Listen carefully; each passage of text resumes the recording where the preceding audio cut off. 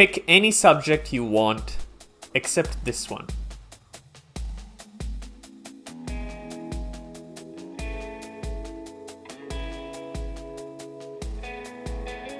Hi, and welcome to the Law Simplified, the world's largest independent online law school platform.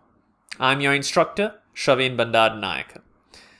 Throughout the past several years of conducting fast-track and masterclass sessions for students all around the world, one common denominator, one factor rather, that I've often seen students tend to gravitate towards, and oftentimes ask me for advice as well, is in relation to what subjects or what modules should they elect for.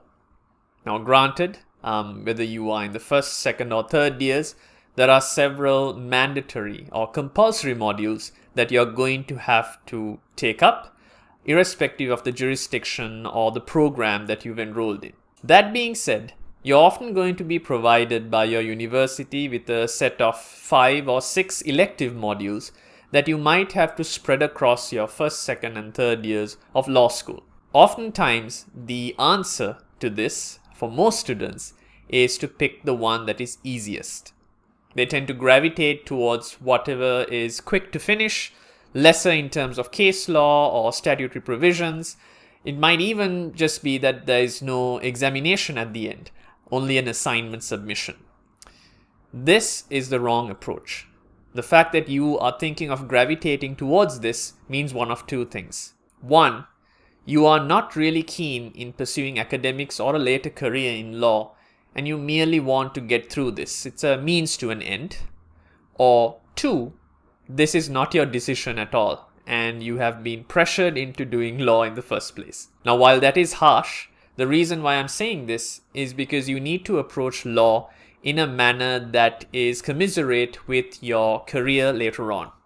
What do I mean by this? If you take a salient look at the How to Ace a Law Exam or career guidance playlists on this very YouTube channel, you'll notice that on a number of occasions, I've tried to impress upon you that the selection of modules should be backwards integrated. What I mean by that is think about what you want to do later on in your career and try and supplement on the one hand and enrich that career aspiration with whatever modules that you're taking up. Now, ideally, if you were a student or a prospective student in law, these decisions ought to be made even before you start. Planning ahead for what you want to achieve later is the best course of action that you can take and even mitigate and have contingencies for whatever might go wrong along the way. Oftentimes, I've been approached by younger students who are contemplating the study of law, and I tend to give them the same advice.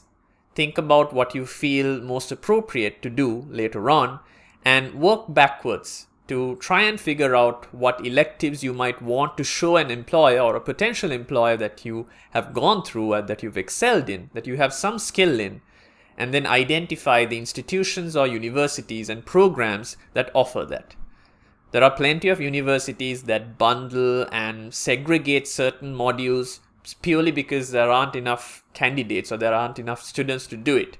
And as a result, you go into that university or institute hoping to do that module only to be rudely awakened at the fact that they're only going to do so if they have a minimum number of students.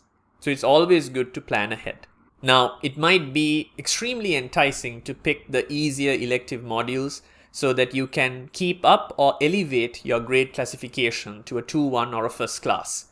And coming out of that qualification, you might feel like, I have a first class law degree, this will open up avenues and doors to many firms or many opportunities in the corporate sector.